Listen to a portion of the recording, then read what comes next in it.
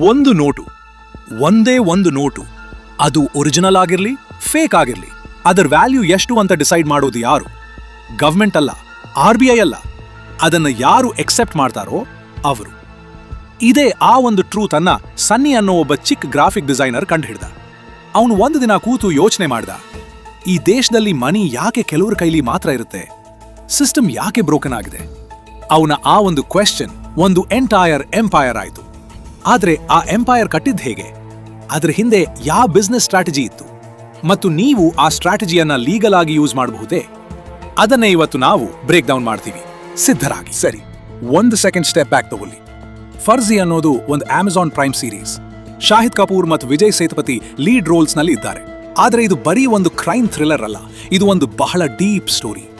ಮನಿ ಅಂದ್ರೆ ಏನು, ಪವರ್ ಅಂದ್ರೆ ಏನು, ಮತ್ತು ಒಬ್ಬ ಆರ್ಡಿನರಿ ಪರ್ಸನ್ ಹೇಗೆ ಸಿಸ್ಟಮ್ನ ಚೀಟ್ ಮಾಡಬಹುದು ಅನ್ನೋ ಆ ಸ್ಟೋರಿ. ಸನಿ ಒಬ್ಬ ಸಣ್ಣ ಊರಿನ ಹುಡುಗ, ಟ್ಯಾಲೆಂಟೆಡ್ ಗ್ರಾಫಿಕ್ ಡಿಸೈನರ್. ಆದ್ರೆ ಅವನ ತಾತ, ಅವನ ಮೆಂಟರ್, ಬಹಳ ಸಣ್ಣ ಮಟ್ಟದ ಪೇಂಟರ್. ಅವರಿಬ್ರು ಕೂತು ಒಂದು ದಿನ ಮಾತಾಡ್ತಾ ಇರ್ತಾರೆ ದೇಶದ ಎಕಾನಮಿ ಬಗ್ಗೆ, ಬಡತನದ ಬಗ್ಗೆ. ಆ ಮಾತಿನ ನಡುವೆ ಸನಿ ರಿಯಲೈಸ್ ಮಾಡ್ಕೋತಾನೆ, ನೋಟು ಅಂದ್ರೆ ಏನು? ಅದೊಂದು ಪೀಸ್ ಆಫ್ ಪೇಪರ್. ಅದನ್ನ ವ್ಯಾಲ್ಯೂಬಲ್ ಅಂತ ನಾವೇ ಡಿಸೈಡ್ ಮಾಡಿದ್ವಿ. ಇದು ಫಿಲಸಾಫಿಕಲ್ ಆಗಿ ಕೇಳಿಸ್ತಿದೆ, ಆದರೆ ಇದರ ಹಿಂದೆ ಒಂದು ಸೀರಿಯಸ್ ಎಕನಾಮಿಕ್ ಟ್ರೂತ್ ಇದೆ.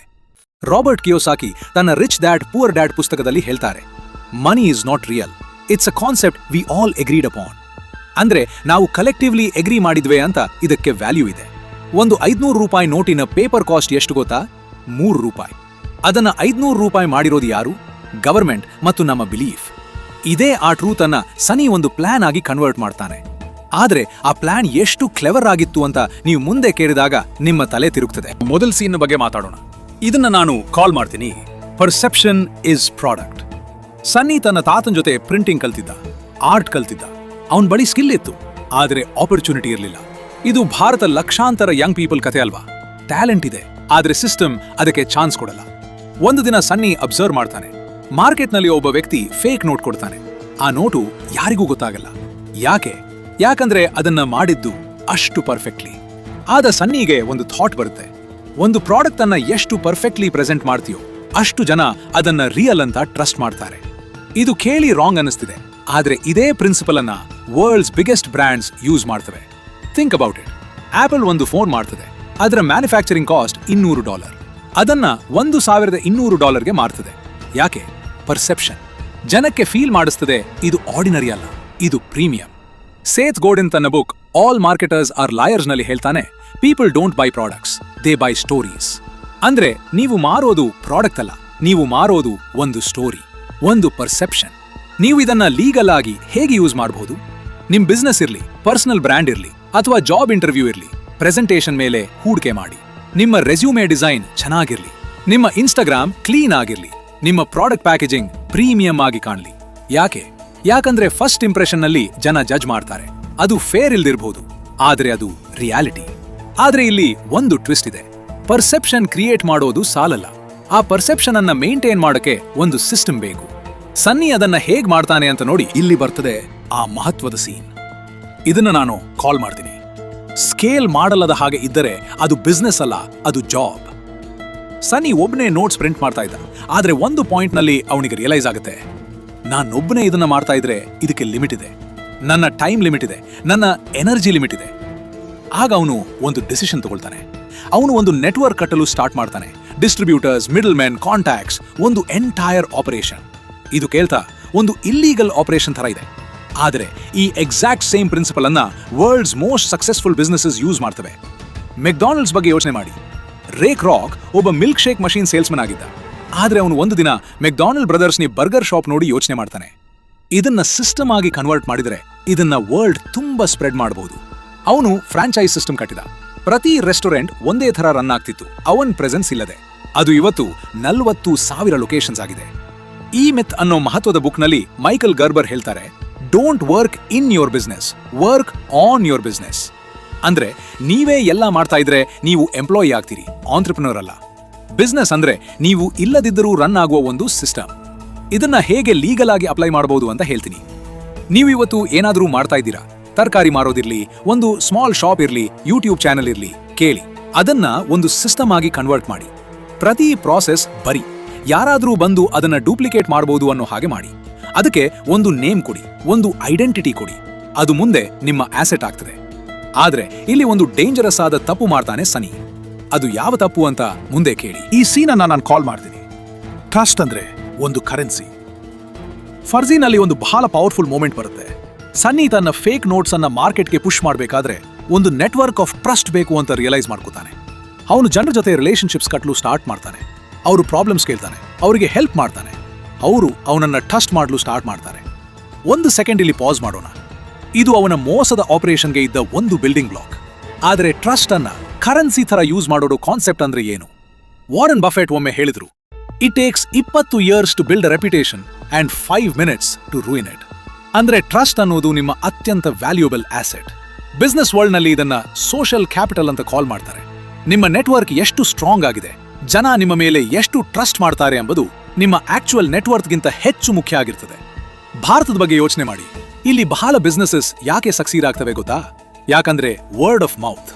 ನಿಮ್ಮ ನೇಬರ್ ಒಂದು ರೆಸ್ಟೋರೆಂಟ್ ರೆಕಮೆಂಡ್ ಮಾಡ್ತಾರೆ, ನೀವು ಅಲ್ಲಿಗೆ ಹೋಗ್ತೀರಿ. ಯಾಕೆ? ಟ್ರಸ್ಟ್. ಆ ಟ್ರಸ್ಟ್ ಅನ್ನ ಬಿಲ್ಡ್ ಮಾಡಕ್ಕೆ ಯಾವ ಶಾರ್ಟ್ಕಟ್ ಇಲ್ಲ.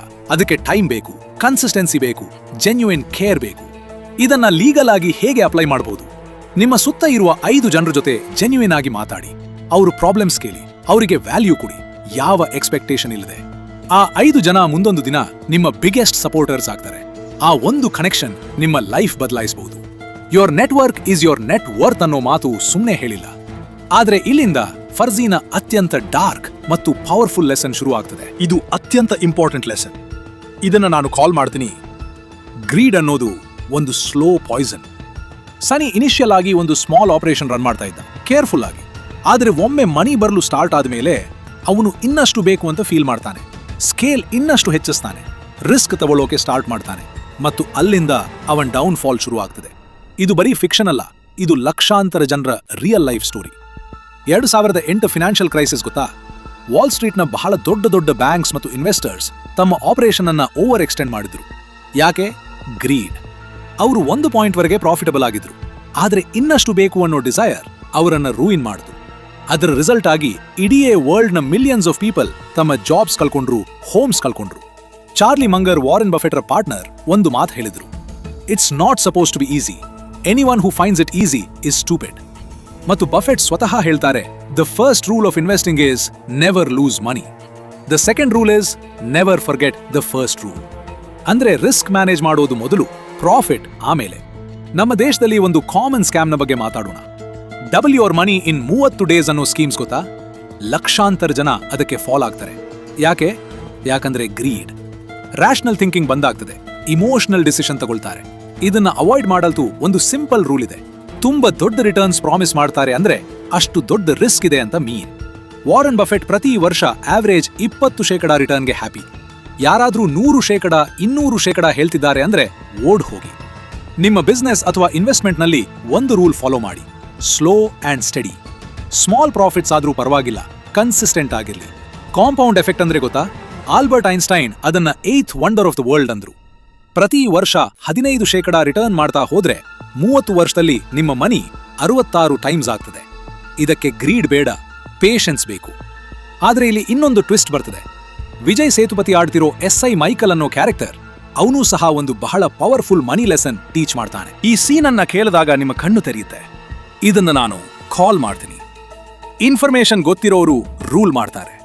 ಫರ್ಜಿನಲ್ಲಿ ಒಂದು ಕ್ರೂಷಿಯಲ್ ಮೂಮೆಂಟ್ ಬರ್ತದೆ. ಸನಿನ್ ಆಪರೇಷನ್ ಎಷ್ಟು ಸಕ್ಸಸ್ಫುಲಿ ರನ್ ಆಗ್ತದೆ ಅಂದ್ರೆ ಯಾಕೆ? ಯಾಕಂದ್ರೆ ಅವನಿಗೆ ಸಿಸ್ಟಮ್ ಬಗ್ಗೆ ಮಾಹಿತಿ ಇತ್ತು, ಪ್ರಿಂಟಿಂಗ್ ಪ್ರಾಸೆಸ್ ಬಗ್ಗೆ, ಪೇಪರ್ ಕ್ವಾಲಿಟಿ ಬಗ್ಗೆ, ಸೆಕ್ಯೂರಿಟಿ ಫೀಚರ್ಸ್ ಬಗ್ಗೆ. ಅವನು ಎದುರಿರೋ ಕಾಮನ್ ಪೀಪಲ್ಗೆ ಆ ಇನ್ಫಾರ್ಮೇಶನ್ ಇರಲಿಲ್ಲ. ಅದೇ ಗ್ಯಾಪ್ ಅವನು ಎಕ್ಸ್ಪ್ಲಾಯ್ಟ್ ಮಾಡಿದ. ಇದಕ್ಕೆ ಇಕನಾಮಿಕ್ಸ್ ನಲ್ಲಿ ಒಂದು ಟರ್ಮ್ ಇದೆ, ಇನ್ಫಾರ್ಮೇಶನ್ ಎಸಿಮೆಟ್ರಿ.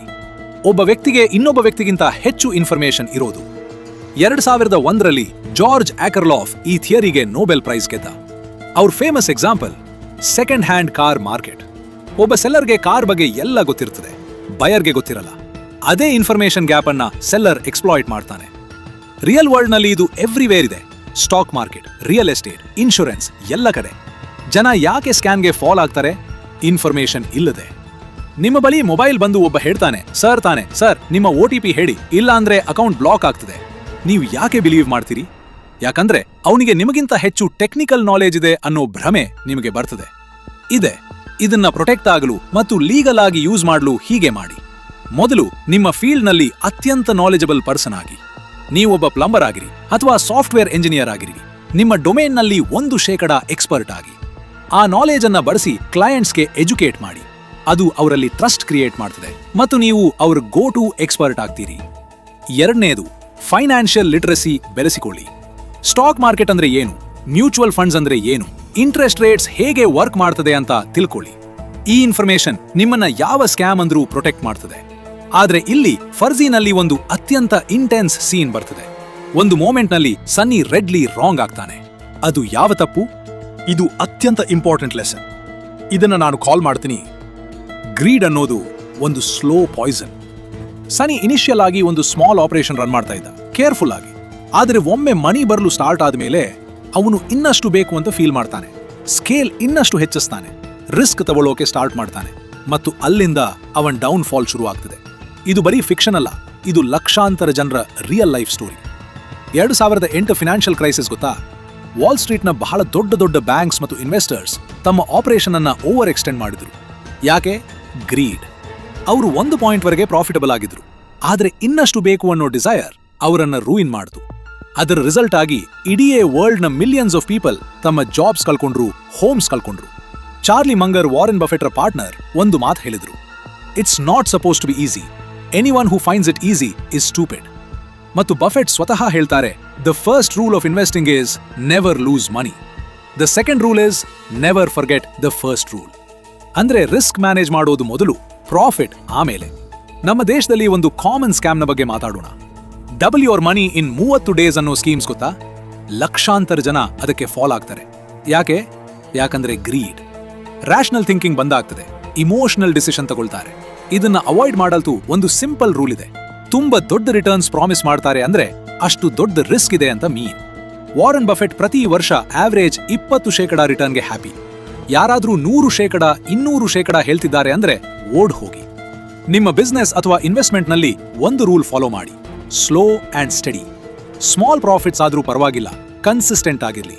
ಕಾಂಪೌಂಡ್ ಎಫೆಕ್ಟ್ ಅಂದ್ರೆ ಗೊತ್ತಾ? ಆಲ್ಬರ್ಟ್ ಐನ್ಸ್ಟೈನ್ ಅದನ್ನ 8th wonder of the world ಅಂದ್ರು.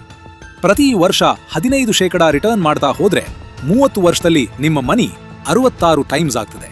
ಇದಕ್ಕೆ ಗ್ರೀಡ್ ಬೇಡ, ಪೇಷನ್ಸ್ ಬೇಕು. ಆದ್ರೆ ಇಲ್ಲಿ ಇನ್ನೊಂದು ಟ್ವಿಸ್ಟ್ ಬರ್ತದೆ.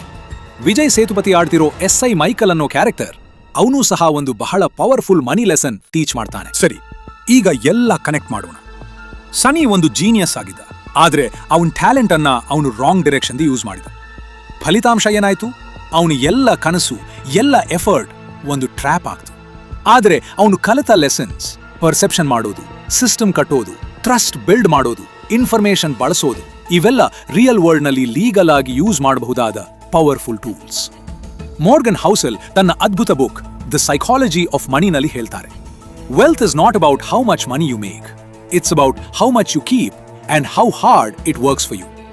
ಅಂದ್ರೆ ವೆಲ್ತ್ ಅನ್ನೋದು ಒಂದು ರೇಸ್ ಅಲ್ಲ, ಅದು ಒಂದು ಜರ್ನಿ. ಆ ಜರ್ನಿನಲ್ಲಿ ಸ್ಮಾರ್ಟ್ ಚಾಯ್ಸಸ್, ಒಳ್ಳೆ ಹ್ಯಾಬಿಟ್ಸ್ ಮತ್ತು ಪೇಷನ್ಸ್ ಇವೇ ನಿಮ್ಮ ವೆಪನ್ಸ್. ಫರ್ಜಿನಲ್ಲಿ ಸನಿ ಒಂದು ಸಿಸ್ಟಮ್ ಕಟ್ಟಿದ, ಆದರೆ ಅದು ಮರಳಿನ ಮೇಲೆ ಕಟ್ಟಿದ ಮನೆ. ನೀವು ಕಟ್ಟುವ ಸಿಸ್ಟಮ್ ಅನ್ನ ಸಾಲಿಡ್ ಆಗಿ, ಎಥಿಕಲ್ ಆಗಿ ಮತ್ತು ಲಾಂಗ್ ಟರ್ಮ್ ಆಗಿ ಕಟ್ಟಿ. ಅದು ಮಾತ್ರ ರಿಯಲ್ ವೆಲ್ತ್ ಕ್ರಿಯೇಟ್ ಮಾಡ್ತದೆ. ಇಲ್ಲಿ ಒಂದು ಪ್ರಶ್ನೆ ಉಳಿಯುತ್ತೆ: ಜನ ಯಾಕೆ ಇಲ್ಲೀಗಲ್ ಮಾರ್ಕ್ ಚೂಸ್ ಮಾಡ್ತಾರೆ? ಸಿಸ್ಟಮ್ ಅವರಿಗೆ ಅವಕಾಶ ಕೊಡಲ್ಲ ಅನ್ನೋ ಫ್ರಸ್ಟ್ರೇಷನ್ ಇಂದ, ಶಾರ್ಟ್ ಕಟ್ ಬೇಕು ಅನ್ನೋ ಟೆಂಪ್ಟೇಷನ್ ಇಂದ? ಅದರ ಉತ್ತರ ಮುಂದಿನ ವಿಡಿಯೋನಲ್ಲಿ, ಯಾಕಂದ್ರೆ ಆ ಸ್ಟೋರಿ ಇದಕ್ಕಿಂತ ಭಯಂಕರ ಆಗಿದೆ.